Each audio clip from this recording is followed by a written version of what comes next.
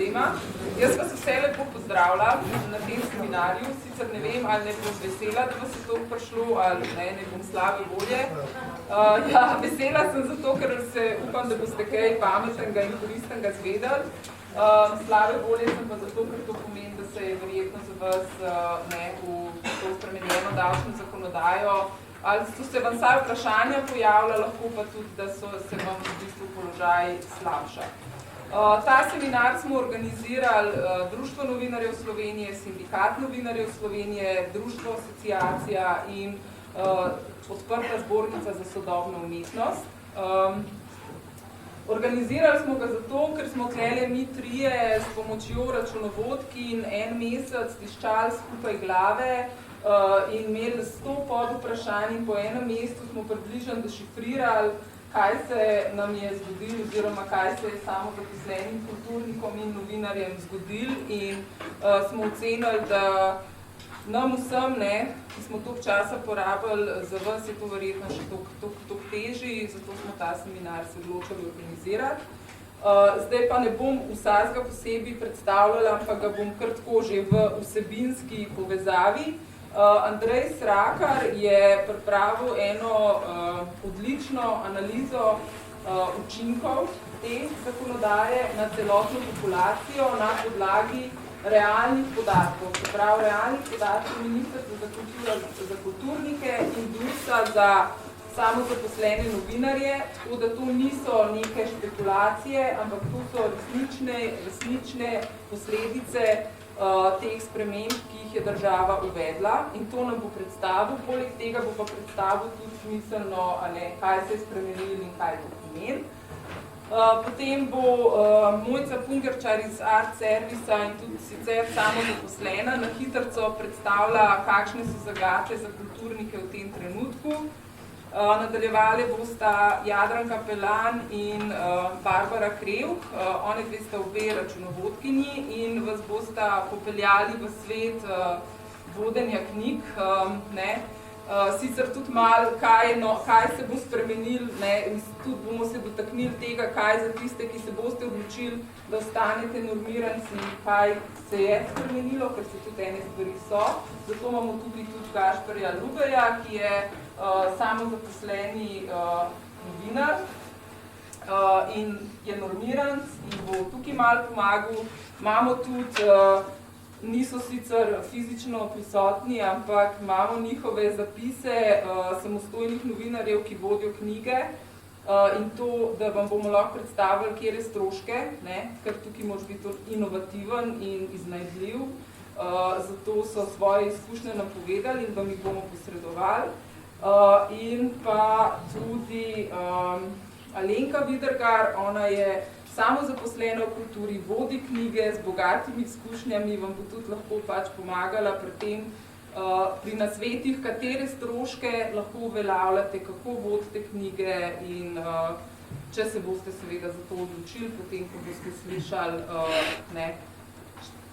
kakšne posledice za prihodkovni razred imajo te spremembe, ki jih je država uvedla. No, to je to z moje strani. Jaz predlagam, da Andrej kar začne.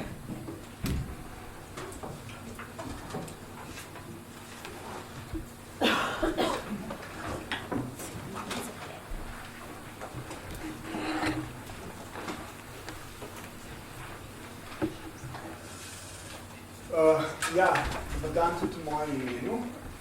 Se pravi, na tem prvi prezentaciji, ki bo mogoče večkrat daljša, bomo predstavili nekaj oziroma večino teh osnovnih sprememb, ki so se zgodile v novi zakonodaji. Verjetno že veste, novosti so predvsem znotraj zakona o dohodnini, se pravi znotraj davčnega področja in pa znotraj zakona o pokojninskem in invalidskem zavarovanju.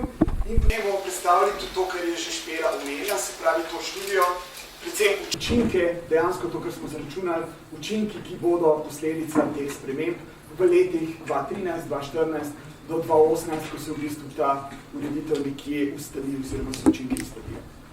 Zdaj, predstavitev bo se pravi tako za samozaposlene v kulturi, zdaj jaz prihajam bolj z tega področja, iz kulture, kot za samostojne novinarje, kjer nam je Špela oziroma Društvo novinarjev precej pomagalo z samimi podatki, ki pa niso bili tako podrobni, kot so bili dostopni za kulturnike. Skratka, to bo nekje, vse skozi bomo govorili o teh dveh zgodbah.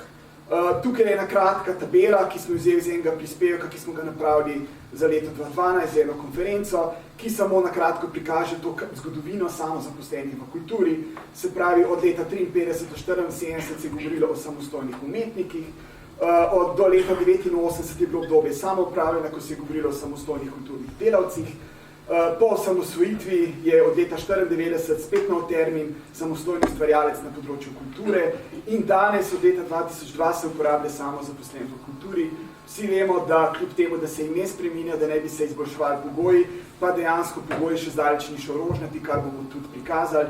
Zdaj, v zadnjem času ste verjetno vsi slišali o tej uredbi o samozaposlenih, ki je ponovno dala poudarek na tej umetniški izjemnosti. Vse skozi se gre strani ministrstva za balansiranje med umetniško izjemnostjo in socialnim korektivom, vendar velikrat v škodo drugega oziroma na škodo številnih samozaposlenih na žalost. Zdaj, mi smo se pravi analizirali ta podatkovno bazo, ki je Ministrstvo za kulturo bilo tako prijazno, da nam je posredovalo, ki je bila izjemno podrobna in tukaj je nekaj teh osnovnih značilnosti, ki so mogoče prvič ali pa kakorkoli niso klih pogosto izpostavljene. Zdaj, izračunali smo min, ta tabela je, ki so angleški izrazi statistični, min povprečje, če pogledate to zadnji stolpec, 14.146 evrov. Zdaj vemo, da je povprečna slovenska bruto plača mečkem višja kot 18.000 evrov. Že to pove, da imajo samozaposleni precej manjše povprečje prihodkov, kot je dejansko povprečje slovenskih prihodkov. Zdaj, kar je še z tega zanimivo, mi smo ugotovili, da obstaja kar velika neenakost v prihodkih teh samozaposlenih. Recimo, že tukaj vidite vrstico maksimum, se pravi, to je najvišji prihodek. Recimo, v letu 2009 je tudi nekdo imel več kot 440.000 evrov prihodkov. Zdaj, nikakor ni namen, da bi opozarjali na tiste, ki so tako sposobni, da se služi veliko, ampak izkaže se v teh izračunih začetnih, smo pokazali, da so pravzaprav te prihodki precej neenaki. Recimo, ta slika kaže, kako naraščajo po različnih skupinah prihodkov in tukaj vidite, da pri teh najvišjih prihodkih začne se strmo vzpenjati. Skratka, ta neenakost je zelo velika. V ekonomiji ponavadi, ko je neenakost, govorimo o tako imenovanem Ginievem koeficientu, ne bi se tukaj pojasnjeval, ampak skratka, Slovenija nasplošno velja za eno od držav na svetu, ki ima najmanjšo, na srečo zaenkrat še vedno najmanjšo neenakost prihodkov, ta Gini je 0,24, se pravi manjši kot je, boljši je, medtem ko pri samozaposlenih je za 50% in več večji, se pravi 0,99. To pomeni, da je pravzaprav ta neenakost en razlog za skrb. V bodoče, to smo tudi razmišljali, ko smo to pripravljali, bi bilo smiselno sprejemati ukrepe, ki bi ne šli na škodo unih z višjimi prihodki, ampak izboljšali to povprečje te, ali pa mediano, če hočete, nizkih prihodkov, da bi se to nekoliko dvignilo. Že s tem, pa če bi tisti ohranili nekako tiste svoje visoke prihodke, bi se ta neenakost verjetno lahko precej zmanjšala. Imeli smo tudi podatke za samostojne novinarje. Zdaj, kaj je značilnost tega? Tukaj smo imeli, kot sem rekel, samo podatke za 5 dohodkovnih kategorij, do 5.000, od 5.000 do 10.000 in tako naprej do nad 20.000. Tukaj sta dve taki zanimivi stvari. Se pravi, imamo za leto 2010 in 2011. Za vsako leto so število vseh zavezancev in število tistih, ki dejansko plačujejo prispevke.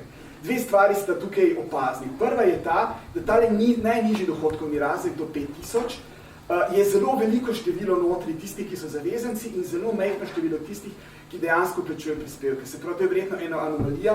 Jaz področja samostojnih novinarjev ne poznam tako dobro, ampak tukaj je očitno nekaj, kar bi bilo potrebno v bodoče nekoliko drugače urediti, ker vidite, recimo v letu 2011 je 153 zavezancev in samo 29 jih dejansko plačujejo prispevke. Zdaj, drugo, kar je še značilno, je pa ta krivulja, ki smo jo tukaj poskušali nekako z normalno krivuljo približati, ima v bistvu dva vrhova. Prvi vrh je ta nizek, ko smo rekli, te 153, ki jih je prijavljenih, pa ne plačuje prispevkov večina. Drugi vrh, ki smo ga je bilo mogoče malo napaka, da smo zaprosili za to kategorijo, se pravi, nad 20.000 jih ima tudi relativno veliko, kar veliko, recimo od 173 in 11, jih ima 118 je notri. To pomeni, da tudi tukaj je zelo veliko ljudi, s tem, da povprečje je bilo rečeno, da je zelo blizu 20.000, se pravi, ni tako zelo visoko, ampak je ravno nekoliko čez to mejo presegla. Zdaj pa, da gremo iz te statistike naprej, na to, kar vas verjetno tudi večinoma zanima, kakšne so konkretne spremembe, ki zadevajo samozaposlene in samostojne novinarje. Razdelili smo jih nekje na 3 področja. Eno, ki je najbolj obsežno, je davčno, drugo je pokojninsko, ki je precej krajše, in tretje so avtorske in podjemne pogodbe. Se pravi, za tiste, ki niste prijavljeni v statusu. Spremembe na davčnem področju, najbolj pomembna, največja je ta, da se uvaja sistem 70% normiranih stroškov. O tem se je že govorilo prejšnja leta, da bi bilo to smiselno, da bi bilo to dobro, ampak tako kot se je uvedlo to zdaj, se je uvedlo tako, da se vse ostale olajšave, 15% posebna olajšava za vzdrževane člane, splošna olajšava za prostovoljno pokojninsko zavarovanje, se vse ukine. In zdaj tisti, ki je hotel morda dobro, s tem, ko je poslušal to, kar se je govorilo v prejšnjih letih, je naredil še veliko slabše, kot je bilo prej. Ker se izkaže, da so učinki neto zelo negativni, še posebej za tiste z nizkimi prihodki. Zdaj je čisto praktična stvar za tiste, ki boste uveljavljali normirane stroške, morate DURS-u to sporočiti najkasneje do 2. aprila 2013 in tudi nova zgornja meja za vstop v sistem normirancev, mislim, da prej 42.000, zdaj je 50.000, se pravi, zdaj je nekoliko višja, kar je neke vrste morda ugodnost. Zdaj tukaj je eno kratko pojasnilo DURS, zdaj ta ukinitev olajšav velja za tiste, ki ne boste vodili knjig, ki se boste odločili za sistem normiranih odhodkov. Tisti, ki pa seveda želite voditi knjige, ki boste dejansko odhodke uveljavili kot dejanske odhodke, pa se te olajšave še naprej uštevajo v izračun končnih prihodkov in davka. Spravi tistim, ki vodijo knjige, pripadajo enake olajšave, kot so jim do sedaj. Druga stvar, ki je izdajanje računov, se pravi, samozaposleni bodo morali še naprej izstavljati račune, poslej ne bi se postrožil nadzor nad tem področjem in tudi nad nekaterimi drugimi stvarmi, ko bomo kasneje videli. Računi se bodo morali glasiti na bruto znesek, honorarji avtorjem se tudi ponovno izplačujejo v bruto znesku, za naročnike pa odpade dosedanje oddajanje rek obrazcev. Tudi tisti honorarji, ki so bili izstavljeni v letu 2012, plačani pa bodo še v letu 2013, se bodo obračunavali po novem sistemu 70% stroški. Zdaj, kako se izračuna po novem dohodnina za samozaposlene? V bistvu stari količniki ne veljajo več in zdaj čisto tako praktično pravilo je to, da se vsi nekako borite, čeprav je to seveda težko, da se te bruto zneski ohranijo enaki. Kasneje bomo videli tudi pri podjemnih in avtorskih pogodbah, je to neko tako nepisano pravilo. Poskušajte se izboriti, da te spremembe ne bodo šle na vašo škodo, ampak da če že kaj, da se porazdelijo med vami in med naročnikom avtorskega dela. Zdaj sam izračun je tukaj na hitro prikazan, se pravi, narejen je za 3 različne letne prihodke, 10.000, 18.000, 40.000, se pravi nekje relativno nizke, nekje srednje in precej visoke. Zdaj, prispevki so pri vseh kategorijah 2012 in 2013 enaki, kasneje v kasnejših letih se to spreminja. Zdaj, tukaj se pravi, te stroški pri tem, recimo, ki ima 10.000, so 25%, pri tem, ki ima 70%, so 7.000, logično. Pri splošnem olajšava, tukaj se upošteva, tukaj se 2013 ne upošteva več. Posebno olajšava ravno tako, tukaj se upošteva, tukaj se ne upošteva več. To pomeni, da davčna osnova za tega z 10.000 je nič, ker pravzaprav ta vsota že presega 10.000 in zato je davčna osnova nič. Medtem ko tale bo seveda moral plačati davek. Ima razliko do normirane stroške 70%, od 30% bo moral... Jaz miško kazati, kad vidite neč ne vidimo, kaj je to. Pravi, no, razlagal sem tukaj za 10.000, se pravi ta prva in druga kolona. Zdaj, prišli smo že do tega, se pravi, povedali smo, kako ima tale za 2012, vse olajšave se mu upoštevajo in ko se seveda od skupnih letnih prihodkov odštejejo olajšave stran, tale ima seveda davčno osnovo nič. To so samo zaposleni, ki prispevke plačujejo sami. Zdaj dve možnosti sta, veste, novinarji imate samo eno, prispevke plačujete sami, medtem ko kulturniki imajo še možnost, da prispevke plačuje ministrstvo. Če prispevke plačujete sami, se pravi, če imate 10.000 evrov, je davek ničen, ker je davčna osnova bi bila negativna, se pravi nična, medtem ko v primeru novem sistemu boste imeli seveda davčno osnovo teh 30%, preostanek, ko 70% odštejete stran, in se pravi, davčna osnova je teh 3.000, od tega se 20% je davek in da končni davek je se pravi 600 evrov. Že z tega se vidi, tisti z nizkimi prihodki, prej niste plačali nič davka, zdaj plačate 600 evrov davka, razlika je očitna, 600 evrov ste na zgubi, to pomeni kar veliko, 10%, glede na to, da so letni prihodki 10.000. Pri 18.000 je podoben izračun, s tem, da imate vseeno davčno osnovo, je v tem primeru pozitivna, se pravi, je mečkano manj ste na zgubi, okrog 540 evrov ste na zgubi, kar je še vedno 4% na zgubi, medtem ko pri 40.000 evrov ste že v plusu. To pomeni, da je ta izračun, te nove spremembe so izrazito na škodo tistih z nizkimi prihodki in v plus, v dobro tistih z visokimi. Zdaj, če bi to namen... Kako? Ne, nismo upoštevali lešav, pač upoštevali smo tiste lešave, ki jih imajo vsi, ki so splošni. Ampak pri 18.000, če ima še nekdo otroka, je potem še na boljšem. Ja, točno to. Ima še eno dodatno lešavo, ki se zdaj ne upošteva. Vsaka dodatna lešava prispeva k temu, da se ta učinek v bistvu še pojača. In podobno so tukaj izračun za tiste, ki jim prispevke plačuje ministrstvo, se pravi, to so kulturniki, s tem, da so v tem primeru negativni učinki nekoliko manjši in tudi nekoliko bolj enakomerno porazdeljeni. Vidite, da tale z 10.000 evrov je 3% na zgubi, tale z 18.000 evrov je celo nekoliko na plusu, ravno približno se mu izenači, medtem ko tisti z 21.000 je spet malenkostno na zgubi. Zakaj? Zaradi tega, ker tisti, ki imajo prihodke take, da v bistvu presežejo drugo prispevno stopnjo, morajo doplačevati razliko v prispevkih. Razliko med tretjo in drugo prispevno stopnjo morajo doplačevati, zato prispevki tukaj v bistvu v tej zadnjih dveh storcih niso nični, čeprav jih plačuje ministrstvo, morate sami doplačati to dodatno prispevno stopnjo. Ampak v vsakem primeru pa učinki niso glih pozitivni. Zdaj, tem se bomo še vrnili potem v drugem delu predstavitve, pri koncu. Zdaj, druge spremembe, ki so še. Prijava za normirane stroške. Povedali smo že, dokdaj se morate prijaviti in kakšna je meja, lahko se pa seveda do tega istega datuma tudi izpišete in se registrirate za vodenje knjig. V tem primeru imate nek obrazec 5, ki ga prijavite in priglasite davčnemu organu, koliko želite voditi knjig. Jaz predvidevam, da bo gospa Jadranka in gospa Barbara, da boste potem več povedali o tem, kdaj se splača voditi knjige in kakšne so posledice tega in kdaj. S tem, da prijave za tiste, ki so se do 30. novembra po starem sistemu že prijavili. Ja. Ni potrebno še enkrat. Lahko se pa odjavite. Če ste se že do 30. se lahko... Razen, če so že sklenjene pogodbe, potem pa ne. To je pa problem. Jaz bi sam eno stvar bi rekel, ker smo večkrat na tesnem s časom, predlagal bi, je super za vprašanje, ampak da potem na koncu vodimo razpravo, ko bo cela predstavitev, da se ne bo v bistvu preveč cela zadeva zatlekla, če se strinjate. Tako smo se pač prepovedali. Se pravi, kar se tiče akontacije dohodnine, zdaj to je ena velika administrativno breme, se pravi, samo zaposleni boste morali sami ali s pomočjo računovodje, normiranci seveda, tisti, ki boste normiranci, narediti letni davčni obračun, ki ga je treba oddati na DURS do konca marca naslednjega leta, razen za tiste, ki so v letu 2012 že imeli normirane stroške, bo v letu 2013 tega ni potrebno in boste to morali oddati šele v letu 2014.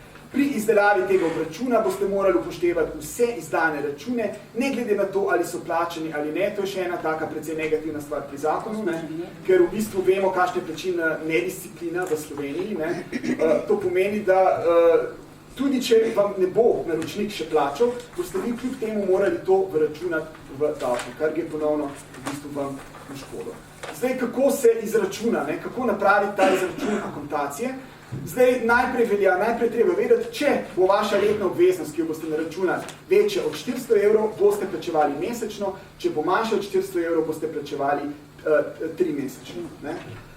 In kako se zdaj to zračuna? En preprost primer je tukaj, imate prihodke 7.000 evrov, normirani stroški 70%, od tega je 4.900, ko te normirane stroške odštejete, dobite davčno osnovo, ki je 2.100, to je v bistvu 30%, ne, od tiste začetne vsote, in ko zdaj vzamete davek 20%, dobite akontacijo dohodnine 420 evrov, kjer je 420 evrov večji od 400, boste morali plačevati mesečno in še teh 420 delite z 12, da dobite teh 35 evrov, ki jih boste morali mesečno plačevati. Zdaj akontacijo je možno znižati, zavezanci, ki ugotavljajo davčno osnovo, boste lahko pri davčnem organu zahtevali spremembo višine akontacije, vkolikor bodo vaši prihodki, boste ugotovili, da so manjši kot tisti, ki ste jih na začetku priglasili. Zdaj ponovno na srečo velja, če ste med letom plačali preveč, se to preplačilo vrne, če se vplača med letom premalo, boste morali doplačati. In seveda, če DURS zamudi, še naprej velja, da mora plačati obresti, vemo, da se tudi to dogaja, da DURS zamuja s tem. Naslednja stvar, ki je ločen bančni račun, o tem je bilo že več govora, verjetno večina že ve, ker ste to morali že priglasiti do 15.1.2013. In sicer zdaj na DURS-u so nam pojasnili, da seveda ni bil potreben poslovni račun pri banki, ampak je bil dovolj navaden transakcijski bančni račun. V nekaterih primerih so celo to omenili, da je možno celo, da je znotraj računa, da se uvede nek posebni konto. Ampak v vsakem primeru bo pa poslej večji nadzor, že do zdaj je to veljalo, ampak nihče ni nadziral. Poslej ne bi bil večji nadzor pri tem. Naslednja sprememba, ki je, zdaj obdelali smo davčne spremembe. Naslednja sprememba, ki je precej krajša, so spremembe v pokojninski reformi. Se pravi, glavna stvar, ki je ta, da bo prispevna stopnja, se pravi, država pravi, da se plačuje premalo za pokojnine, da je pač pokojninska malha seveda premehna in zato želi narediti, oziroma je narediti tak sistem, da boste ponovno ne bi plačevali več in boste imeli seveda, če bo pokojninska blagajna to sploh dočakala, višje pokojnine, takrat, ko jih boste dobili.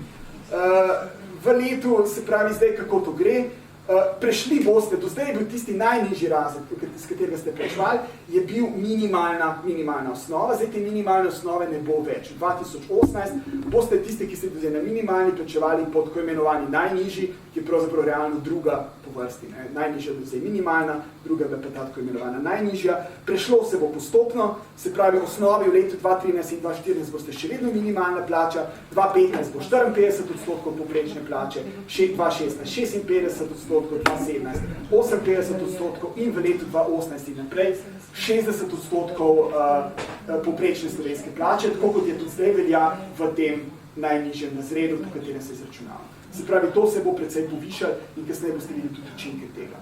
Zdaj, potem pri samem izračunu, nekoliko drugačen je tudi izračun prispevkov, kjer se od dobička v letu 2014 šteje 30%, 2015 28% in 2016 in naprej 25%. Se pravi, samozaposlena oseba predloži račun prispevkov za socialno varnost in plača prispevke najpozneje do 15. dni v mesecu za pretekli mesec in ponovno lahko tudi zmanjšate, kot smo pri akontaciji povedali, zmanjšate osnovo za največ 20%, vendar najmanj od minimalnega zneska zavarovalne osnove, ki bi ga v posameznem obdobju. V tej tabeli je nekje zbrano povedano, kar smo pravzaprav ravno kar že prikazali, se pravi osnova, kako se računa osnova dobička in kakšna je najvišja zavarovalna osnova. In še zadnja sprememba, ki jo je treba omeniti, so avtorske in podjemne pogodbe. Zdaj, tukaj je tudi prišlo do kar velike spremembe, se pravi, ponovno se dotika pokojninskega in invalidskega zavarovanja in sicer že s 1.1.2013 bo moral naročnik dela plačevati 8,85% prispevno stopnjo od bruto zneska avtorskega honorarja. Naloga plačevanja tega je na naročniku dela, ampak seveda to velja samo za tiste dohodke, ki so iz drugega pogodbenega razmerja. To ne velja, koliko so to dohodki, ki jih imate iz dejavnosti, bodi si ste samozaposleni ali samostojni novinarji ali kaj drugega. Honorari avtorjev se torej izplačujejo v bruto znesku, za naročnike ponovno odpade oddajanje rek obrazcev in obvezno morate izstavljati račune, ki se bodo morali glasiti na bruto znesek. Se pravi, vse v splošnem je tole tudi zelo veliko novih, bi rekel, nekih administrativnih bremen. Sam še omemba z letom 2014, 1.1.2014, pa nastopi še več, se pravi še 15,5%, ki ga bo moral pa plačati sam avtor, se pravi, to je ponovno prispevek za pokojninsko in invalidsko zavarovanje, tako da bo v končnem ta prispevek za pokojninsko in invalidsko zavarovanje enak, kot ga plačujejo zaposleni ali pa samo zaposleni samo za te stvari, to je 24,35. Ampak ta zadnja stvar velja šele z naslednjim letom. Z letošnjim letom je pa 8,85. In tukaj ponovno velja povedati, mi smo že zvedli, da naročniki del poskušajo to prevaliti na avtorje. Poskušajte se izboriti, da vaš bruto znesek ostane enak, ali pa da se vsaj nekoliko prevali tudi na naročnika dela. Da v bistvu ne bo on to prevalil na vas, ker verjetno to ni smiselno in tudi vi boste še na večji škodi, kar je že zdaj ni preveč možno to vse skupaj. In tukaj je potem ponovno izračun, se pravi, v primeru podjemne pogodbe boste namesto pavšalnega prispevka do zdaj 6% plačevali 8,85% in v primeru avtorskega honorarja imate pa kar direktno 88,50 evra več je strošek izplačevalca. Se pravi, če izplačevalec zniža bruto znesek, lahko to zniža na tak način, da bo zanga ostalo nespremenjeno, ampak v tem primeru gre to na vašo škodo. Tukaj morate paziti. No in zdaj še zadnja stvar, o kateri bomo govorili, je, kakšni so dejansko učinki vseh teh sprememb. Več o samih teh sprememb bodo tako tako upam povedali tudi še računovodji oziroma naslednji govorci. Kakšni so učinki? Napravili smo dejansko to statistično analizo, ker je bilo že nekaj povedanega in v bistvu so 3 kategorije, za kere smo računali. Eno so samo zaposleni z pravico plačevanja prispevkov, tisti, ki prispevke plačuje ministrstvo. Eno so samo zaposleni, kjer ministrstvo ne plačuje prispevkov, ki sami plačujejo prispevke. In zadnja kategorija so samostojni novinarji. Zdaj že tukaj vidite to, kar smo že prej povedali, se pravi, pri tistih, ki jim prispevke plačuje ministrstvo, velika večina je na zgubi, razen tukaj so neke točke preloma, približno pri 14,400 evrih. Ponovno spet se zadeva, se pravi, tukaj grejo zadeve v pozitivno smer, tukaj se prevesijo pozitivno, do te točke so vsi na izgubi, tukaj so rahlo v plusu, potem ponovno prije ta prelom pri tisti stopni, kjer morate plačevati razliko med drugo in tretjo prispevno stopnjo in potem ponovno se nekaj zadeva obrne na gore. Zdaj skupšni učinki za to skupino, za tiste, ki prispevke plačuje ministrstvo, so približno 240,000 evrov so na zgubi vsi samozaposleni v tej skupini, oziroma približno 175 evrov je izgube za vsakega izmed samozaposlenih v kulturi v tej skupini. Vseh, nekaj smo plačevali v vzorcu, mislim, da jih je bilo približno 1370. Ampak to so kumulativni učinki. To so kumulativni učinki, tako. Pokojninske zakonodaje. Tako, ampak v tem letu 2013 pokojninska zakonodaja še ni toliko bistvena. Se pravi, kumulativni učinki se pravi 240,000, povprečni za vsakega samozaposlenega pa okoli približno 175 evrov. Zdaj zadeva se pa precej pogorša pri tistih, ki pa ne plačuje ministrstvo prispevkov in to je zelo podobna situacija tudi pri samostojnih novinarjih, ki te možnosti nimate. Se pravi, tukaj pa vidite, negativni učinki so vse do zelo visoke točke, ki nastopi pri, mislim, da 31,233. Vsi tisti, ki imate prihodke letne manjše kot 31,000 evrov, boste na izgubi in to nekateri tukaj le kar precej delki, okoli 700 evrov se tukaj pokaže, da je na izgubi. Zdaj, kumulativni učinki so, se pravi, okoli 360,000 evrov samo v letu 2013, glede na 2012, kar znese približno 414 evrov na samozaposlenega v tej skupini, samo v letu 2013, glede na leto 2012. Zdaj, nažalost, izkaže, da so kasnejši učinki bojo še precej hujši, ki so še tista minimalna sprememba osnove vključi noter. Zdaj, tukaj so potem še učinki za samostojne novinarje, kjer je bil mečkrat bolj zapleteni izračun, ampak podatki so pa pravzaprav skoraj nespremenjeni. V letu 2013 je skupna izguba približno 153,000 evrov, povprečna izguba je pa praktično takšna kot pri kulturnikih 411,30 evrov, pri kulturnikih smo tukaj bili 413,50 približno zaračunano, se pravi 400 evrov izgubi za vsakega samozaposlenega. In v letu 2018 zdaj, tukaj so pa tudi pa številke niso več. Če prej še tako rečemo, da je hudo, da je grozno, v letu 2018 pa te številke nastopijo res strašne razsežnosti, vsaj za moje pojme. No. Zdaj, za novinarje je v bistvu je skupna izguba okoli 460 000 evrov, seveda novinarjev precej manj kot kulturnikov v tem primeru. Povprečju vsak izmed novinarjev v letu 2018 glede na 2012 izgubi za 1240 evrov. To pa mislim, da za vsakega od nas je že kar zelo signifikantna cifra glede na prihodke, ki jih ima. Spravi letno ne izgubi 1000. Tako. In tukaj imate predvsem ta zgornji del, ki je najbolj bistven, mi smo za dve različni povprečji smo to ocenili, to so učinki za novinarje po letih, od 2013 do 2018. Tukaj vidite v povprečju 2013 400 evrov, 2014 700 evrov, 2015 900 evrov, 2016 1100 evrov, 2017 1180 in 2018 1240 evrov, to samo v vsakem letu. Glede seveda vse skupaj na leto 2012. Se pravi, zadeva se, boste pa imeli, ne, tako pravi vlada, višje pokojnine. Kaj boste začakali, no? Skratka, ja, to so skratka te izračuni, no, mislim, da finance jih niso oporekali. No? Tako da tudi preverili smo jih parkrat in mislim, da bi bolj ali manj žalost mogli kar štimati te izračuni. No?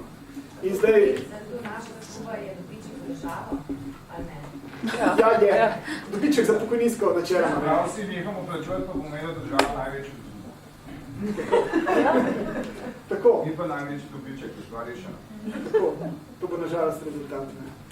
In potem so tukaj še za konec izračun za samozaposlene v kulturi za leta 2014 do 2018. Tukaj je, kako se v 2014 porazdeljujejo učinki. Se pravi, zdaj tako je, ne? V letu 2013, tako za novinarje kot za kulturnike, v bistvu so učinki izrazito slabši za tiste z nizkimi prihodki.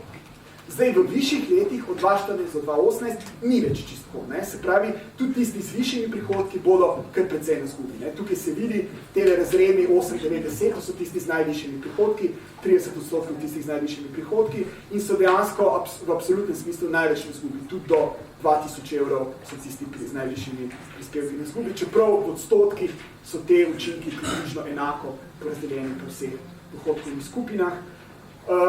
In med kulturniki v letu 2014 približno 680 000 izgube, vsak je pa, tako kot smo prej že pri novinarji govorili, približno 780 evrov vsak na izgubi. Na izgubi so pa tokrat tudi tisti z višjimi prihodki in končno v letu 2018 je slika nekako takšna, kot vidite, vsi so močno na izgubi, vsi imajo poprečno izgubo več kot 500 evrov, medtem ko so tisti z najvišjimi bojo pač res tudi do 2000-2500 evrov na izgubi v primerjavi s letom 2012. Skupna izguba samo v tej skupini samozaposlenih, se pravi samo za tiste brez pravice plačevanja prispevkov, 865 je bilo takih tukaj noter, je več kot 1 200 000 evrov. Skupna izguba za vse kulturnike je pa tam 1 450 000 evrov. Povprečju za vsazga v tej skupini je okrog 1400-1380 evrov. Ponovno, tisti z višjimi prihodki so tukaj res mogoče, se pravi, ta neenakost tukaj ni tako poudarjena, ampak mislim, da je že ta agregiran učink, skupaj kumulativni učink dovolj zaskrbljujoč in tukaj so potem nekje pač končne rezime za vse kulturnike po letih od 2013 do 2018. Zdaj, mi smo v tej koordinaciji za samozaposlene pripravili tudi en sklop sprememb, predloge izboljšav. In sicer upoštevali smo tudi v izračunih, zdaj, zakaj se kje pri izboljšava. Prva izboljšava je, predlog je ta, da se upoštevajo še naprej splošne olajšave, oziroma vsaj nekatere, oziroma te olajšave, ki so bile doslej prisotne. Druga, bolj konkretna, je ta, da se, če že ne drugega, vsaj vrne posebna 15% olajšava, izkaže se, da že s tem ukrepom vsaj v letu 2013 precej zmanjšamo negativne posledice teh ukrepov. Ampak seveda to velja samo za 2013. Zdaj, naprej smo potem predlagali, da se davek od prihodkov iz dejavnosti samozaposlenih obračunava na podlagi plačane realizacije in ne fakturirane realizacije, ker vemo, da je res velik problem v Sloveniji v zadnjih letih postala ta plačilna nedisciplina, tako pri podjetjih, kot pri samozaposlenih, kot pri avtorskih delih. In to bi bilo zelo pametno, oziroma precej bi olajšalo samozaposlenim, če bi to ostalo. In četrta stvar je ta, da se ohrani minimalna pokojninska osnova za tiste z najnižjimi prihodki, za tiste z višjimi pa morda, ker recimo pričakujem, da imajo vendarle nekaj denarja, da lahko morda plačujo vendarle nekoliko višje prispevke, imajo nekoliko višje pokojnine, da pa vendarle se ohrani ta sistem, ki država želi, da bi poenostavila sistem in da bi bili davki prispevki računani proporcionalno sistemu. Ne? In skaže se, da če te naše predloge nekje upoštevamo v izračunih, se res učinki precej zmanjšajo. Tukaj spodaj, čisto spodaj, imate v bistvu v tej zadnjih kolonah učinke v primeru naših popravkov. Vidite, da v primerjavi s tistimi milijonskimi ciframi so to resnično blazno zmanjšali cifre. Mi imamo drug teden sestanek na Ministrstvu za finance in upamo, da vendarle bodo poslušali in vendarle vsaj delno te učinke poskušali umiliti in pa bomo, kaj se bo zgodilo. Na to se veže še zadnji slajd. V bistvu Ministrstvo za finance nam je tudi odgovorilo, čeprav vendarle smo dobili zdaj, da se bo sestalo z nami drug teden na sestanku. Dali so nam odgovor, kjer je res vrsta nekih cvetk, no, mislim, ki si jih nismo znali, mislim, to je lahko res nekdo na hitro pisal, ne vem zakaj, pač je rekel, no, še en dopis, ki ga moram napisati. Skratka, pišejo med drugim, da je cilj ureditve dodatna administrativna razbremenitev malih fizičnih oseb, ki upravljajo dejavnost. Mi smo si videli, kakšne dodatne obremenitve se nalagajo. Potem so pač povedali, da davčna politika ni tako uspešna, pri tem uspešnejše so neposredne in posredne finančne in druge spodbude. Ne? Takih spodbud na žalost ni, ampak seveda je pa vedno fajn, da se izgovoriš na nekaj, kar ne obstaja. Ne? Potem je sistem, se pravi, oni pravijo, da na račun, se pravi, oni so na račun neenakosti so pač te spremembe uvedli zato, da bo večja ekonomičnost. Ne? Prvič se nekdo vpraša, za koga je ta ekonomičnost, večinoma bo to ekonomičnost za državo, lažji izračun. In drugič, v takšni situaciji, kjer smo v gospodarski krizi, ko so res najbolj udarili tisti z nizkimi prihodki, je nekaj tak ukrep res se zaprašati, no, čist pri zdravi pameti, tisti, ki to počnejo. In potem so odgovorili seveda tudi to, da povečanje dohodnino iz dejavnosti naj bi nadomestila manjša dohodnina pri drugih dohodkih, pomeni, da niste več toliko stimulirani v osnovni dejavnosti, ampak bolj k tem popoldanskim aktivnostim in to ne bi nadomestilo te negativne učinke. In še izračun, ki so ga dali, smo tudi ugotovili, da je popolnoma napačen. Oni so točko preloma postavili kar pri povprečju pri 14 000 in so rekli, vse tisti, ki so pod, bojo imeli malo slabši, tisti, ki so ponako imeli pa malo več, se ni velike razlike. Tako da toliko. No. So pa odstopili reševanje Ministrstvu za delo in Ministrstvu za pristojnost za kulturo. Upamo, da bomo res v prihodnjih tednih, ko bo sestanek, vendarle uspeli nekaj od teh stvari, da bodo vendarle uspeli te stvari poslušati. Hvala.